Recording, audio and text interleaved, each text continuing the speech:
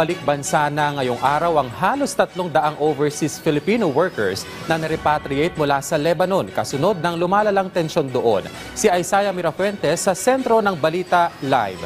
Isaiah.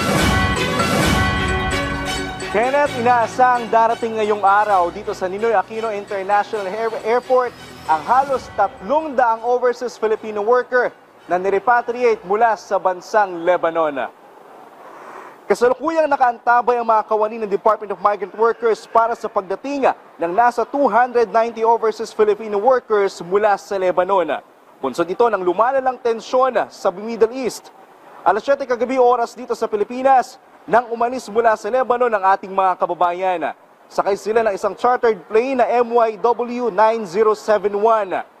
Nagsanib puwersa ang Department of Foreign Affairs at Department of Migrant Workers, kabilang na ang Philippine Embassy sa Turkey para maisakatuparan ang maayos na pag-uwi ng mga Pilipinong naipit sa gulo sa Lebanon.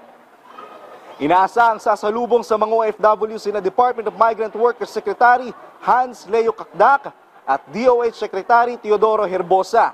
Sa kabuoang bilang, nasa 903 na OFW ang narepatriate simula noong Oktubre ng nakaraang taon. Pagkakalooban ng DMW nang aabot sa 75,000 pesos na financial assistance ang mga repatriated OFWs at 75,000 pesos din mula sa OWA at 20,000 pesos mula sa DSWD.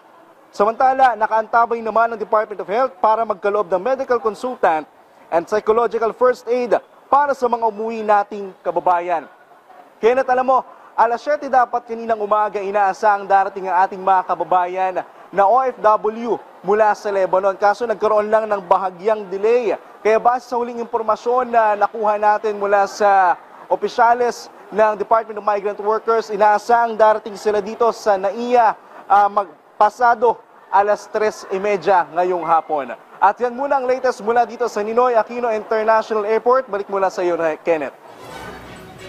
Maraming salamat, Isaiah Mirafuentes.